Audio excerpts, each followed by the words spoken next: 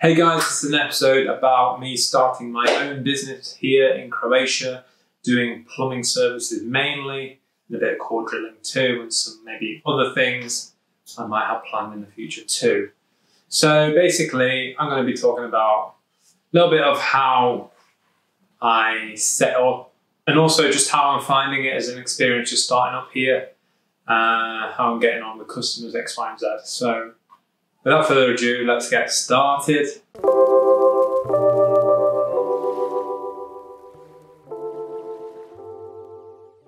So basically, first things first, starting up a business here in Croatia.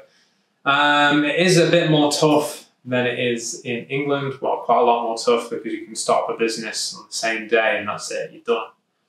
Here it took, I don't know, I think it took pretty much maybe 3 months or maybe even more. It did take more than 3 months, probably about 5 months to start up. I don't know why it took so long, but it just did. I realized that I couldn't start up a normal trade, Obbert, I think they're called. You know, you've got different kind of businesses. You've got Obberts, you've got Jedel, Dale. I still don't know, exactly what each one is. I just know that I couldn't start up a normal self-employed business because my trade certificates from England weren't accepted here in Croatia. So to get around that, I needed to start up a limited business, which was or. So that's what I started. What comes with that as well is that you do have to have an accountant that you pay every month, which costs probably around 80 euros a month. Depends who you go with. And, in a way it's a bit silly because for, the first few months of starting up, I haven't had to use them at all because I haven't really had any jobs. So you're kind of having to pay without them really doing anything. So it doesn't really make a lot of sense, but I imagine, because people aren't maybe used to doing it, they can't be trusted or something, then they've just done it this way. And that's just the way it is. I find it kind of weird as well. A lot of things you don't fully understand or get. For me to take cash, I have to get a physical cash register in my van, which I just find bizarre. And not only that, I need to have a special machine that gives people receipts and able to give person a specific receipt to then put the money in the bank. I found this quite strange for me because coming from England, you just take cash from the customer, you put it in an envelope or whatever you want to do, and then you just bank it and that's it. Right? Obviously you give a receipt to the customer, but it's just like an invoice pad that you make your own receipt, there you go, right? I made my own receipt pads, let me show you. Oh, let me get out. Oh. Right, here we go. So I got many of these printed out. So basically, it's an invoice or quotation pad. And this is the kind of thing I had in England where I would just write out the customer details, what I've done, materials, that's it, Say paid, however they paid, whether it was check, cash, and whatever kind of form of payment you'd expect. And that would be it, really. As I say, I would just take the cash to the bank, put it in if they paid cash. Mostly people in England were paying mostly check. And then, yeah, that's that. But I got these printed in Croatia because I thought this is just, this is all I need. But unfortunately, that's not the case. So this would maybe be a valid thing for a quotation. But as a physical receipt, I am not able to give someone this. It has to be through this accounting software that they've got. So I have to send a specific receipt from this accounting software called Minimax. And then, the customer obviously just sends the money over via the IBAN number, or there's a scan code where they can just scan it on their banking app and then it sends the money. So yeah, these were a lot of things that were kind of confusing to me. Didn't really know how to go by it. And obviously at the start, you don't really want to be spending too much money. So at the moment, I'm not going down the line where I have to pay a monthly subscription on a cash registry. because if I haven't got many jobs in, then it's just adding on to my liabilities for no reason. So at this moment in time, I just won't accept cash. Probably will do in the future because it's just easier. Obviously an easier method rather than, I don't like the whole bank transfer kind of thing. As running a business previously, people tend to forget. You end up having to chase them, which wastes your time. Also, some people can't be trusted. You do the job, you send them the receipt via the internet, and then you just expect them to send you the money. Well, it's not always going to happen that way. So I just think that that kind of thing is not exactly great. And then when it comes to card machines, that's another, another payment. So the best kind of form of payment is obviously cash there and then. But if I have to get a cash register and a subscription every month to pay for this special receipt thing, then at the moment it's not worth it. When I start getting more and more jobs in, then it'll make more sense. So yeah, that's one thing that I found weird. Also, what I found weird was, so I got some business cards printed as well. Here we are. I got them designed, well, I designed them myself, and I got them printed out, 1,000 or so. Obviously, again, this was an expense, but I thought as a marketing kind of method, previously in England, when I wanted to get work, I would just post these through people's houses, and they would just look at them, pick them up, and give me a ring if they needed any plumbing work done. Well, I've done the same thing here, and people find it weird. People find it weird that you're going and posting business cards through their post box. Like, I got stopped twice, and obviously, I didn't realise first of all, but they were like, what are you posting in my post box? And I'm like, just business card, I've just started up, so I need to get some customers. And how else would I do it than putting a business card through your door? And I was just like, oh, okay, and then they were fine with it. And then another person kind of aggressively came up to me and, what are you putting through my letterbox? And it's like, what's going on here? Why is everyone like aggressive that I'm putting stuff in the letterbox? Is this not normal? And then I spoke to some of the locals and realised actually doing that isn't normal. So yeah, that was a bit of a failed, well, actually it wasn't failed because I had one guy ring me and hopefully we'll be getting some work through with him. So it wasn't a failed procedure, and I still need to put a few more cards through, so we'll see. When it came to lead generation, there's a lead generation website just for builders and plumbers, X, Y, and Z, that I've enrolled onto. And that hasn't been very fruitful because, unfortunately, in the area that I'm in, Zadarska Županija, there's only literally like 10 leads on the website every month. Now, this is another software that you've got to be paying monthly for. I think it's like 50 euros a month or something like that. But for 50 euros a month, there's 10 leads. If that, less than 10 leads. I'm being serious. Less than 10 leads every month that come through that you've got to fight with every other tradesman that's on that platform. 10 leads. So that is just like another marketing failure there. Tried a bit on Facebook. That hasn't Facebook marketing, ads and stuff, hasn't really turned out the best. Haven't really got through many leads on that and spent around £60 in total on advertising with nothing in return. So that hasn't really worked out too well. So I don't really understand, I don't know whether it's not working well because I put myself as that British plumber and they just maybe don't want an Englishman around their house, or they don't want a foreigner around their house, or they don't maybe think that, oh, he's from England, he's going to charge me loads, or I don't know what it is, okay? It's going to be one of those things. So yeah, I haven't had much luck with that.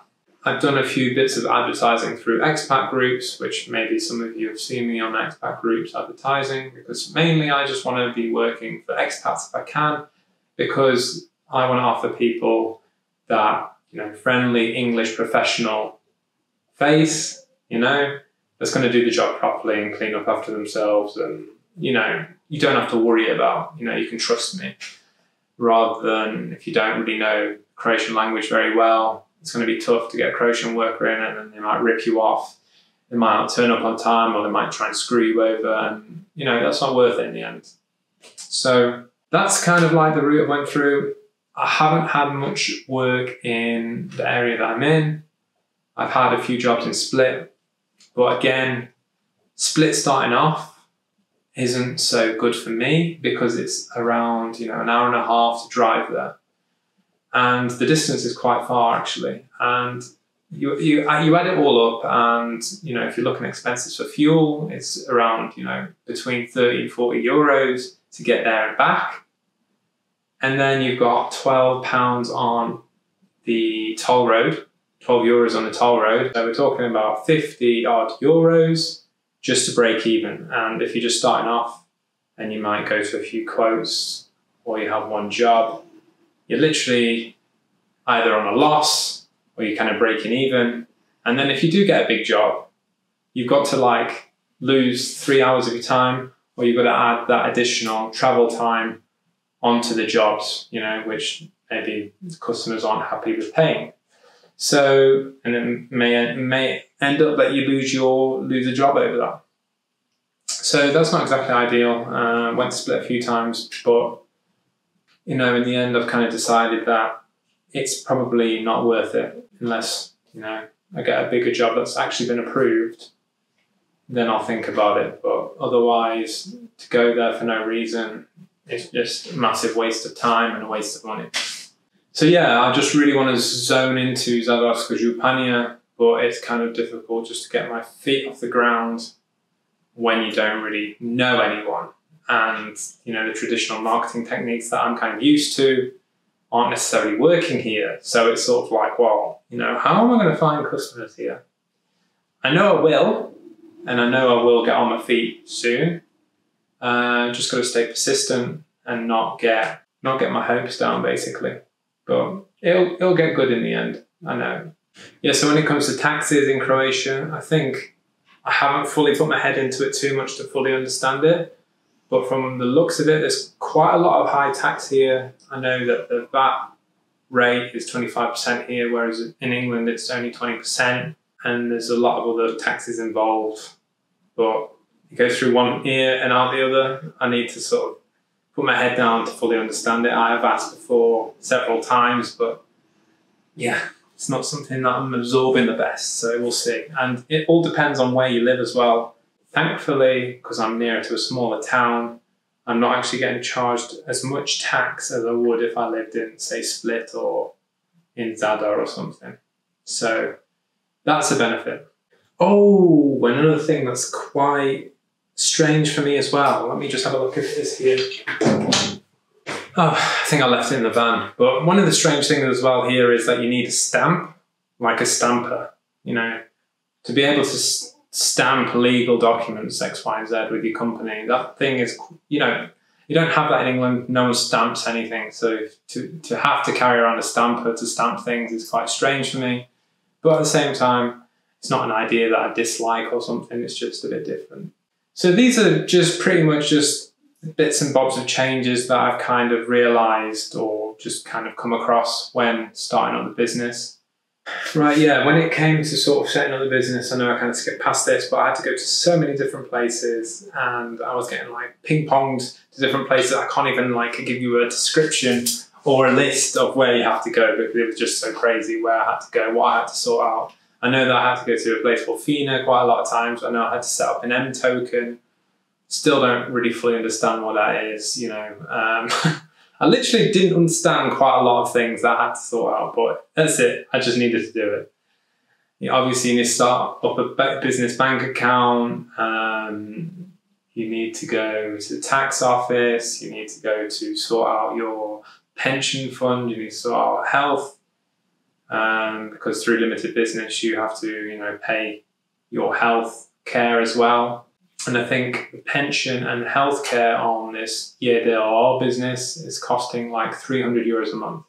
Now, obviously, that's quite a big expense if you just start a business and you've literally got no customers. Like, you know, you need to make that in order to just stay afloat, with addition to any other things that you've got, insurances, X, Y, and Z. So, yeah, without having any kind of customer base or any kind of work beforehand, starting up a limited business is probably kind of a risky thing to do. I would suggest, if you can, do the self-employed route, because I think the taxes are way lower and obviously you don't get burdened with so much stuff. So I think that is a better route, but again, I haven't made one, so I can't give you that kind of solid advice.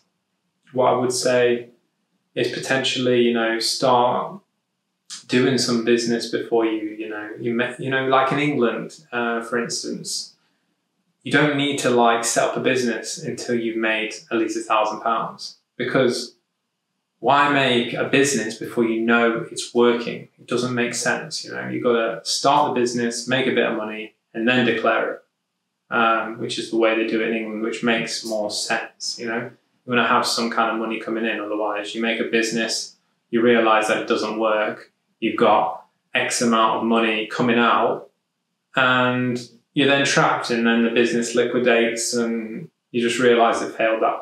I had a lot of confidence in my abilities. I have a lot of confidence that I would be easily able to get customers.